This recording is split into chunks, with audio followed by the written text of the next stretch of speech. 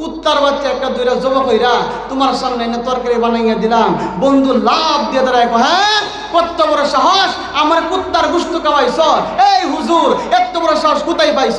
তুমি আমার বন্ধুর নামে কলঙ্ক, তুমি আমার বন্ধুর নামে কলঙ্ক, তুমি আমার কুকুরের গোশত খাওয়াও, কুকুরের গোশত খাওয়াও। তখন বন্ধু লাভ দিয়া দাঁড়ায় বলে, হুজুর বন্ধু লাভ দিয়া দাঁড়ায় বলে, ও বন্ধু তুমি যে কুকুরের গোশত খাওয়ার পরে তুমি লাভ দিয়া দাঁড়ায় গেছো, গোশত যে খাইতেছ এই খাবারটা হলো কুকুরের গোশত চাইতে নিকৃষ্ট, নিকৃষ্ট, নিকৃষ্ট, নিকৃষ্ট, ঠিক কিনা? কুকুরের গোশত খাই তুমি লাভ দিয়া দাঁড়ায় গেছো, আমার কুত্তার গোশত খাওয়াইছে, তুমি যে ঘুষ খাইতেছ, ঘুষের খাবারটা কুকুরের গোশত চাইতো নিকৃষ্ট খাবার, সুদের খাবারটা কুকুরের গোশত চাইতো নিকৃষ্ট খাবার।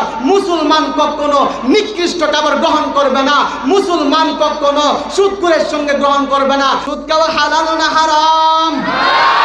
আরো জবান বলে হালাল না হারাম? সুদ খাওয়া যদি হারাম হয় তাহলে সুদ খান কেন, সুদ খায় কেন, সুদের মধ্যে থাকে কেন? আমি বলি যারা সুদ খায় তারা কখনো মুসলমান হতে পারে না। কারণ আল্লাহ বলছেন কি, হাক্কা তুকাতিহি ওয়ালা তামুতুন্না ইল্লা ওয়া আনতুম মুসলিমুন। মুসলমান না হইয়া মৃত্যুবরণ করিও না, মুসলমান না হইয়া আজরাইলের সঙ্গে সাক্ষাৎ করিও না। যারা সুদের মধ্যে লিপ্ত, যারা ঘুষের মধ্যে লিপ্ত, এদের মুখের মধ্যে কখনো ভালো কথা শুনবেন না, এদের মুখের মধ্যে কখনো আল্লাহ রসুলের নাম শুনবেন না, এদের চেহারার দিকে তাকাইলে মায়ার দৃষ্টি আসবে না। কারণ সুদখোরের প্রতি আল্লাহর রহমত নাই, ঘুষখোরের প্রতি আল্লাহর রহমত নাই, ইয়াবাখোরের প্রতি আল্লাহর রহমত নাই, বাবাখোরের প্রতি আল্লাহর রহমত নাই। আল্লাহর রহমত থাকবে ইমানদার যে হবে, আল্লাহর রহমত থাকবে আল্লাহ ওয়ালা যে হবে, আল্লাহ আল্লাহ যার অন্তরে থাকবে তার উপর আল্লাহর রহমত থাকবে। সেই বান্দা ব্যতীত, সেই বান্দা ব্যতীত যেই বান্দা মারা যাবে সুদখোর অবস্থায়, এই বান্দাকে আল্লাহ তাআলা জাহান্নামে নিক্ষেপ করবেন। বুঝা গেল সুদ খাওয়া হারাম, ঘুষ খাওয়া হারাম। তো হুজুর গেছে গিয়ে বলছে, দোস্ত আমার একটা ছেলে চাকরি করব, শুনলাম নাকি তোমার সুপারিশ লাগে, তুমি একটু সুপারিশ করো। তো বলতেছে, দোস্ত কি তুমি যে কথাটা বলছো ওই কথা, এই কাজটা আগে হয়ে গেছে, এই কাজটা কি আগে হয়ে গেছে। তো বলতেছে কিভাবে? তো দোস্ত আমি চাইছিলাম তোমার ছেলেকে চাকরি দেওয়ার জন্যে, কিন্তু আরেকজনের পিছনে আইসা, পিছন দিয়ে আইসা আমার ডয়ারের মধ্যে কি জানি তুই গেছে। আসলে দোস্ত তার কাছ থেকে আমি নিছি, এবং যদি তার ছেলেরা চাকরিটা না দেয় অফিসটা বাইরেতে দেরি ফিরে একটা মারি পড়তো না, আগেই কাম হয়ে গেছে। তো হুজুর বলতেছে, দোস্ত সুদ খাওয়া হারাম, ঘুষ খাওয়া হারাম, হারামের মধ্যে নাই আরাম, এখনো সময় আছে। ইয়া আইয়ুহাল্লাযীনা আমানুত্তাকুল্লাহ হাক্কা তুকাতিহি ওয়া লা তামুতুন্না ইল্লা ওয়া আনতুম মুসলিমুন। পুনরায় মুসলমান হইয়া যাও, পুনরায় ইমানদার হইয়া যাও, তারপর মৃত্যু গ্রহণ করো।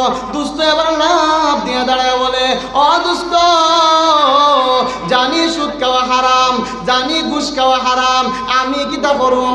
আমার পছন্দ দিয়ে আইসা টাকা ডয়ের মধ্যে রাইখা গেছে, এখন আমি তার ছেলেরে চাকরি দেওয়া লাগবো।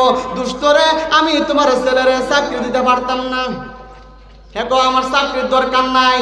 বলেন দোস্ত আমার ছেলেরে তোমার চাকরি দেওয়ান লাগতো না, আগামীকাল দুপুরে তোমার দাওয়াত আমাদের বাসায়। বন্ধুরে তুমি পুরাতন বন্ধু, ঠিক আছে দাওয়াত আমি গ্রহণ করলাম, আগামীকাল দুপুরে তোমার বাড়িতে খানা খাইমু। ও দোস্ত তুমি তোমার ওয়াইফের সাথে নিয়ে যাইবা, আমার বাবির সাথে নিয়ে যাইবা, দাওয়াত দিলাম। দোস্ত দাওয়াত দিয়া ঘুষখোর অফিসার তার হইল বন্ধু, ঘুষখোর অফিসার তার হইল বন্ধু। বন্ধুরে দাওয়াত দিয়া বাড়িত নিছে, বাড়িত নেওয়ার পরে হুজুর মানুষ ঘরের মধ্যে নাই, ঘরের মধ্যে ভালো কিছু নাই। আবার হুজুর বলতেছে, বিবি রে বিবি আমার একজন বন্ধু আইব, তো তারা কি দিয়ে খাওয়ানি যা? এখন কি দিয়ে খাওয়ানি যা? হ তাহলে গুস্ত নাই? না গুস্ত নাই, তাহলে একটা কাজ করো, জামাই বলতেছে বউরে, তো ধরো ওই যে কুত্তার বাচ্চাটা আছে এটা জব করি, জব করে হাইরা আমার দুস্তুরে খাওয়ায়। ইয়া কুত্তার বাচ্চা কেমনে খাওয়াই ভাই? আরে তুমি কথা কইও না, তুমি কিন্তু দেখবা চোখ দিয়া, তুমি কি করবা? দেখবা চোখ দিয়া, হাত দিয়া রানবা, মুখ দিয়ে প্রকাশ করার দরকার নাই, তুমি তোমার গতিতে কাজ চালাইয়া যাইবা। ওই কথা বলার পরে বন্ধু তার বন্ধুরে দাওয়াত দিছে, তার বন্ধু তার বাড়িতে গেছে, বন্ধুরে খানা সামনে আইনা দিছে। খানা সুন্দরভাবে যখন সামনে আইনা দিল, সামনে আইনা দেওয়ার পরে বলতেছে, ও বন্ধু নেও, এত সুন্দর গোশত তোমার জন্য তোমার ভাবি পাক করছে।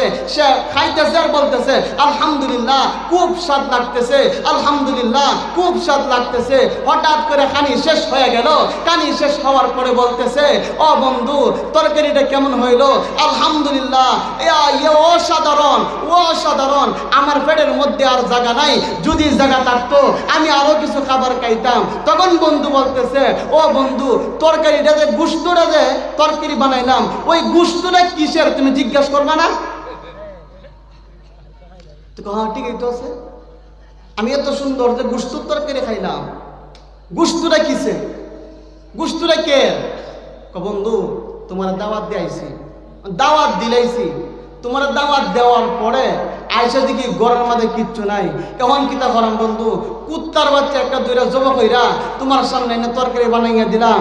বন্ধু লাভ দিয়ে দাঁড়ায়, হ্যাঁ কত বড় সাহস, আমার কুত্তার গুস্ত খাওয়াইছ? এই হুজুর এত বড় সাহস কোথায় পাইছ? তুমি আমার বন্ধুর নামে কলঙ্ক, তুমি আমার বন্ধুর নামে কলঙ্ক, তুমি আমার কুকুরের গুস্ত খাওয়াও, কুকুরের গুস্ত খাওয়াও। তখন বন্ধু লাভ দিয়া দাঁড়ায় বলে, হুজুর বন্ধু লাভ দিয়া দাঁড়ায় বলে, ও বন্ধু তুমি যে কুকুরের গুস্ত খাওয়ার পরে তুমি লাভ দিয়া দাঁড়ায় গেছো, গুস যে খাইতেছ এই খাবারটা হলো কুকুরের গুস্ত চাইতে নিকৃষ্ট, নিকৃষ্ট, নিকৃষ্ট, নিকৃষ্ট, ঠিক কিনা?